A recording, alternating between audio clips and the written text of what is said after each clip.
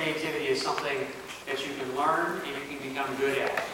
And this is really just based on my own experiences as a creative person in my work, and I just thought it would be interesting to explore this premise because it's something that I think about a lot.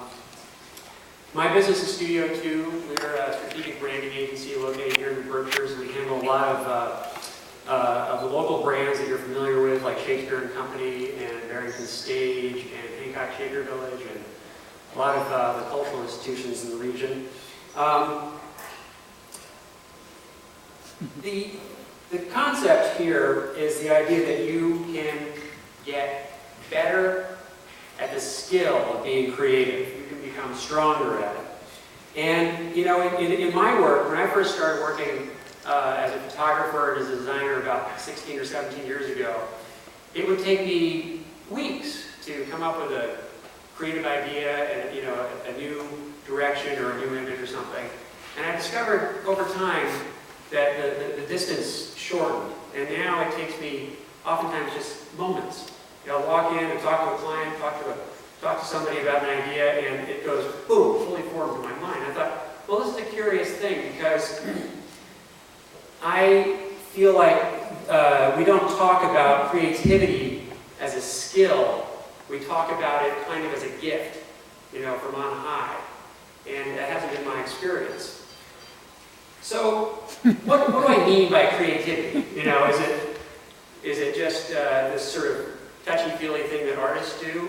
I don't think so. I think that creativity is something that is fundamental to business, to entrepreneurship, to innovation, to anybody who needs to think outside of the box that they're in.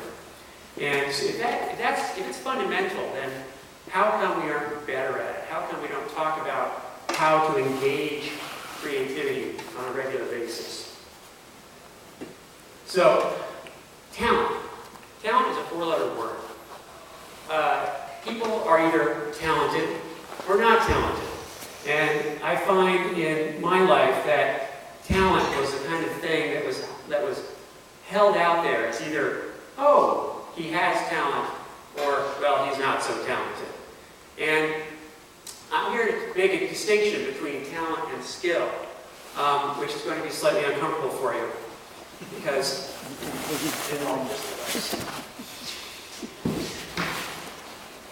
you really didn't sign up for this. Okay. Yay! So, you know who that is, right? That's Mozart. This is not. You might want to take that mic out now. This won't hurt too much.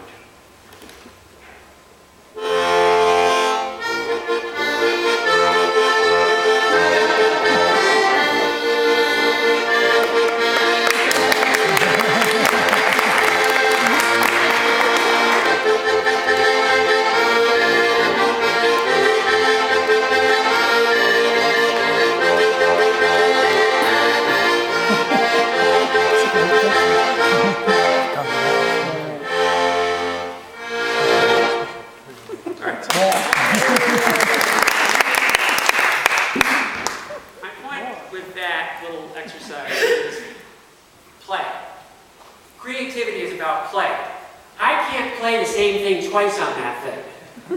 I can't read music on it. I can't play Happy Birthday on it, but I can play on it. Creativity is very different than talent. Talent says, talent is Michael Zaretsky up here yesterday playing the viola. He's spent his entire life becoming an expert at that. He is one of the best in the world. He has talent that he's learned over time. I have a skill, which is I can pick that thing up and make noise out of it. But primarily it's about playing. And creativity is really the intersection of these elements for me. Intuition, play, skill, experience, and time. These things come together to inform the creative space. Of these, probably the most critical, the one that gets left out in most organizations, is time.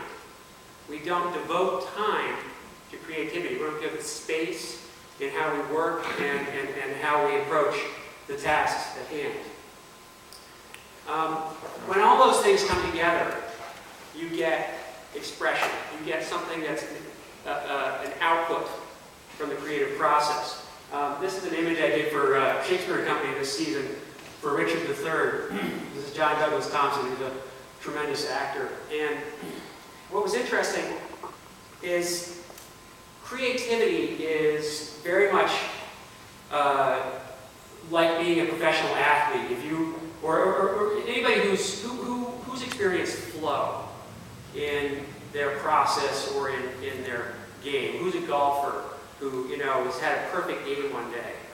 Flow is a concept we talk about in sports all the time. When you see somebody who's just gracefully moving through their activities and they seem, impossible to beat. Tiger Woods used to have perfect flow. That's why it was so enjoyable to watch him. And now it's gone. His skill hasn't really gone away. It's his flow. His deep connection to his intuition, his play, and his creative space.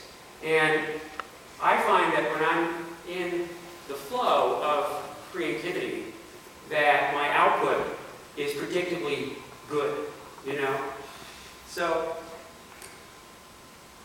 why should you care? Why should you build your creative muscle? We did find a creative bone in your body, but unfortunately it was very untalented. The reasons to build it is because creativity can unlock new products, new ideas, new dimensions. It can illuminate your core values. It can engage your passion. It can grow your organization. And it can generate new and greater ideas. We think about innovation as being almost either a mysterious process or a scientific process. And I think that mystery is really a problem. Because mystery, you can't break down mystery into something that you can teach. So I want to just go through a couple of examples of where creativity is a core value of an organization and where it's used effectively in developing new products. Pixar is a great example of creativity in a collaborative environment. They've had, I don't know exactly how many movies, it's something like 7 or 8 or 9 movies in the last so many years. Every single one of those been a hit. For a movie studio, this is an unparalleled track record. There was an article in Wired a couple of months ago about Pixar, which is why it came up on my radar. And it talked really about how their whole organization devoted time to creating collaboratively. And they made spaces dedicated to that. They made processes dedicated to that. And they have a culture that's dedicated to honoring the creative output of the people who work for them. And the results speak for themselves. It's a very different model than other studios have, a kind of an authorship model of, if the premier director, writer person over here, and everybody else kowtowing to their singular vision. This is about collaborating, and creativity can be very collaborative. Apple, of course, is a great example of creativity in action. But what is interesting about Apple is so much of their creative output is about what gets left out as opposed to what they include in. This is the new Apple TV device. It doesn't have very many buttons. And I think that's an interesting example of what's been left out in editing down the space to its bare minimum. Here locally, we have a number of very creative organizations that have engaged creativity in an active way to inform their product. Barrington Stage Company. Did any of you see Pool Boy this summer? So Barrington Stage Company runs a program called the Musical Theater Lab, which has, in the last decade, basically brings young people who are working in musical theater, up-and-coming writers, musicians, lyricists, those kinds of things, and they give them a space to workshop their productions, and they give them critical oversight, and they give them opportunity to put it on the stage. And this has created an opportunity to actually have real, true product that they output from this space that has gone on to Broadway with Putnam County Spelling Bee came out of the musical theater lab, went on to Broadway for 1,000 shows. Pool Boy was one of their development projects this summer. It's a musical that many people like, and you could see it had good bones, and they've been given the creative space to explore that. So this is research and development here in the Berkshires. It just happens to be happening in theater as opposed to plastics. And I think that's interesting. Some of you may have heard from Seth and Mitch Nash from Blue Q.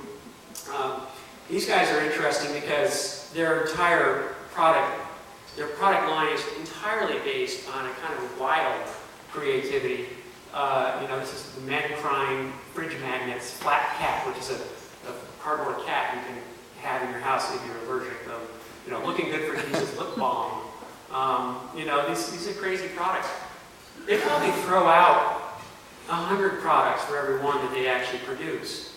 And obviously they have a space in their organization that honors creativity. It makes it a core element of what they do. So there's my premise is that there's a lot of discussion about the role that creativity plays, but not a lot of discussion about how does an organization engage it. Where are some skills? This is something related to that. This is a sketch I did for a Midsummer's Night Dream poster for Tennessee Shakespeare Company, and that's the final output. And it's very interesting to me every time I sit down and sketch when the image comes in my head, kind of how closely the things end up aligning, even though this is just a horrible little description. The essential image of it sticks in my head. And I've always found that I'm not good at drawing, but I'm good at knowing that if I put it down on a piece of paper, that I've made it manifest. And I think that's one of the skills I'm going to talk about. All right, so how do I grow my creative muscle? And how do I grow creativity in my organization? The first something I was saying is that creativity needs to be a core value of what you're doing. In other words, you have to give it as much space as you might give to, marketing or to product development or something. It needs to be in the budget, it needs to be in your architecture, and there needs to be room for it throughout the organization. The trick with creativity is to remove, take it out of isolation, bring it out to the front, and make it something where people are able to engage together on it. So creativity thrives through play and process. This is an image from the Real Inspector Hound, which is playing at Shakespeare Company this fall. And when we make these images, sometimes play is a huge function of that. And these people are having a good time, of course. But play is something that I think continues to be a word that comes up for me, and it's a difficult word to imagine, a large Fortune 500 company having as a core value. It's like, in their mission statement, play, but it really should be there. Creativity is about doing. It's about picking up things. It's about engaging your senses. It's about using tools. This is a simple one right here, a pencil. Pencils are great tools. But there are other great tools, particularly in the digital space where you can now, even though you might not be a musician, you can play with music. You might not be a photographer. You can deal with photography. You might not be a filmmaker, but hey, you can make a film and put it up on YouTube. The barriers for playing with media, playing with the creative tools have been broken down tremendously. And it's important to realize that and engage them.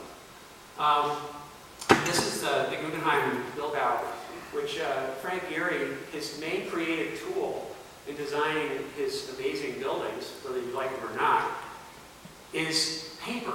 He takes pieces of paper, he has big reams of it in his studio, and he crumples them up, and he throws them on the floor until he likes one that he likes the shape of, and then he makes somebody else draw the heck at it. So, but I think that's an interesting thing, that it's basically his main creative tool is just crushing paper. You have to dive into this space. You can't surf around the edges of it. You have to go in there with all your senses of touch and taste and smell and sight. I think if you do that, it's going to be more fulfilling. and you have to engage your passions. One of the things we've found in our business is that the individual interests that our clients have, their hobbies, the things they do on weekends, the things that they're passionate about outside of their work, often are the best things to tap into to inform the creative space and to really get them engaged. So if you have an employee who rides Harleys on the weekend who looks like this, well, maybe it's worth asking what are the values what are the sensations that brings to that person, and can he bring those sensations into his work? Would that be effective? So here's a couple of exercises that I want to describe that we use to really work with organizations on growing creativity. Wordplay, visual library, paste-up board, sketchbook, disruption, no bad idea zone, and Gen X and Y. So wordplay is a great one.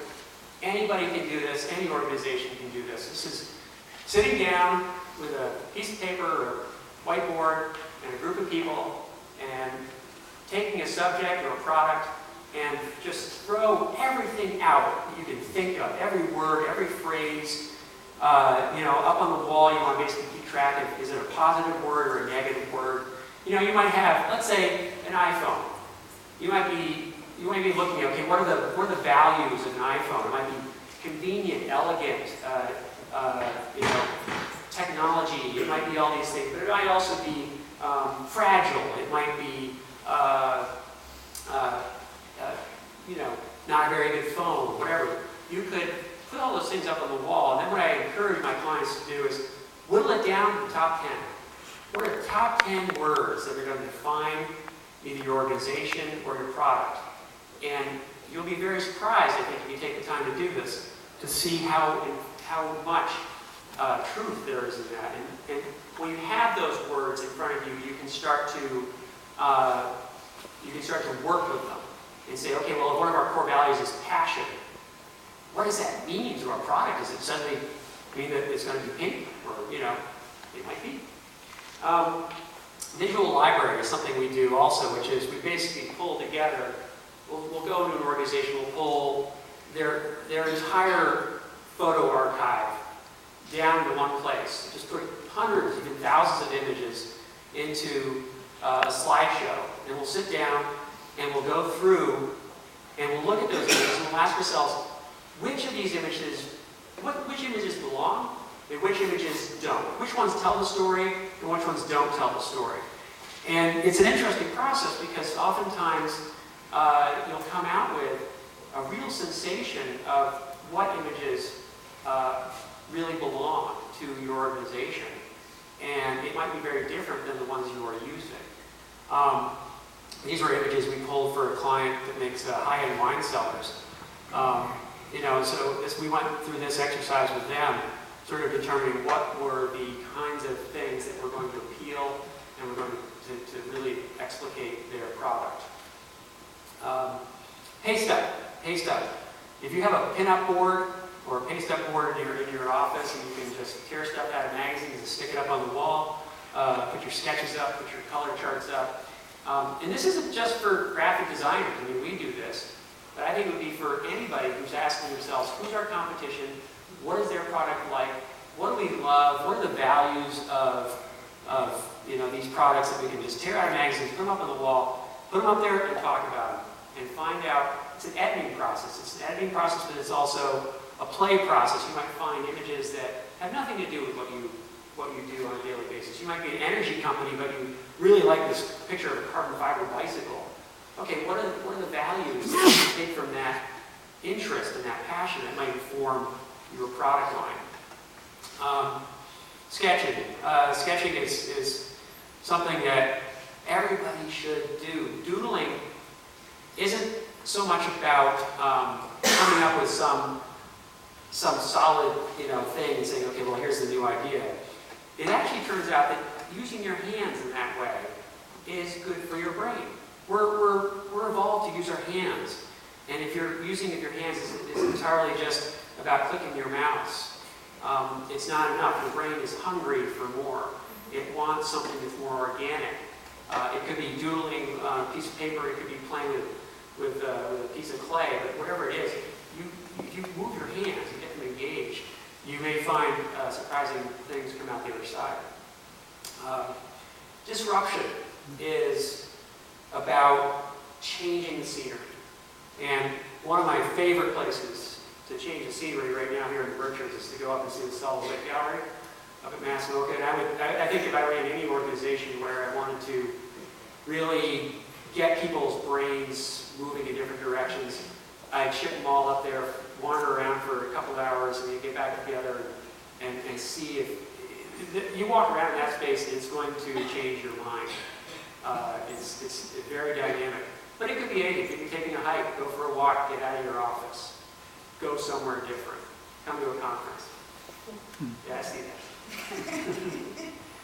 that. The no bad idea zone.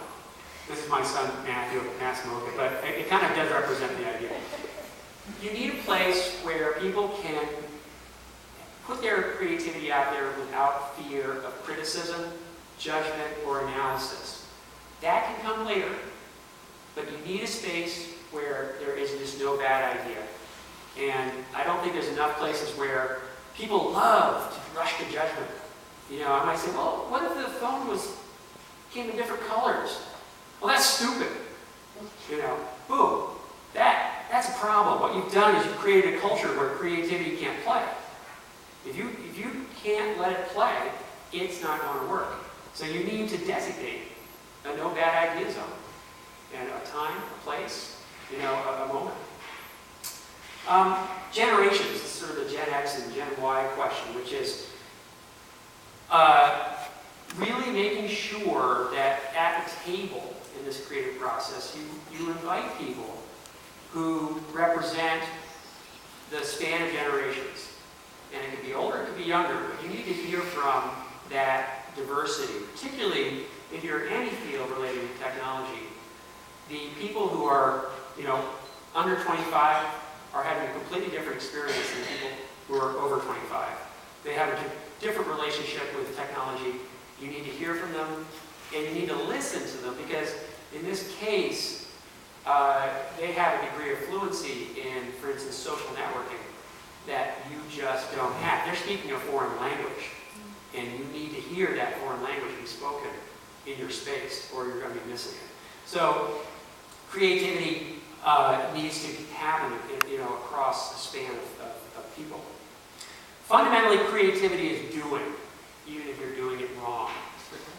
In other words, you can't go wrong by trying. You can't go wrong by playing. You can't go wrong by recording your play, by recording your efforts there. Obviously, there'll be a point where you say, well, this is a little dumb. It should really be in water. But you should let it happen, because you have to do it. It's not going to spring forth unless you actually give it a chance and give it a space to take place. So the main point here that I'm trying to get to is really, I think that through these techniques and many others, and there are other people who know lots about this, this is really just my own experience, but I think through these techniques and through designating that creativity is a core value for your organization or for yourself, and creating a space where it can live, and giving it opportunity to express itself, that you really are going to reap its benefits. But it does take effort, it takes time, it takes passion, it takes a certain amount of blood, sweat, and tears probably to pursue it to its ultimate goal and reward. But I really think that, for me at least, it's something where I wanted to, this is a new presentation for me. I haven't spoken about this before, but when this forum came up, I thought, how interesting to introduce the idea that I've been percolating in my mind about engaging creativity as a skill and as an active skill, and taking it down from this question of kind of God-inspired talent. Because I think anybody can do this stuff and reap the benefits. So, thank you.